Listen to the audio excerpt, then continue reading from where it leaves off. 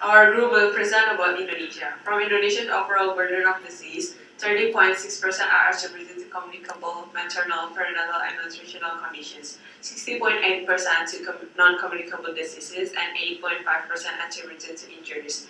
Thus, it can be concluded that non-communicable diseases contribute the most to Indonesia's burden of disease. The top causes of death among child and adult population are different, but on Indonesia's overall population, the top causes of death are cardiovascular disease, cancer, and unintentional injuries, which lead to our decision to choose this as Indonesia's main public health issues. I mentioned cardiovascular disease caused 37% of total death in Indonesia. The risk factors are tobacco smoking and air pollution. The smoking accelerates the coronary plaque and reduces the desire to be active and exercise. The Indonesia's smoking rate is pretty high. It has happened due to the cheap price, the poor government policy, and the advertisement in the TV and the billboards. Indonesia's fire haze is very dangerous, and it has become the current affairs in Southeast Asia. Indonesia's air pollution is very dangerous to our lung, and if it still remains, the number of prevalence and incidence of CVD will increase.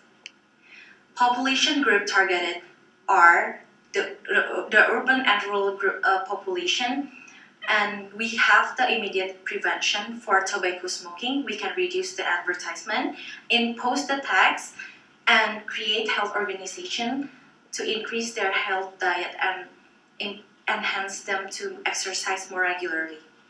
Lastly, for the air pollution, we can clarify about the law to protect our forests and give the huge penalties for those who lit the fire intentionally. Cancer is another public health issue that should not be overlooked. The major risk factors of smoking and air pollution. Smoking is not only the risk factor of cardiovascular disease, but it is also a cause of cancer. 80% of lung cancer are caused by smoking, and it also increases the risk of at least 13 other cancers. Air pollution is another important risk factor of cancer. Indonesia's current air pollution level are considered hazardous due to the amount of fire haze present in the air. Although air pollution causes more death by CVD compared to that of cancer, it is still considered as one of the main risk factors as everyone exposed to it. There are some immediate interventions that the government could add a point to reduce the increasing cancer death rates.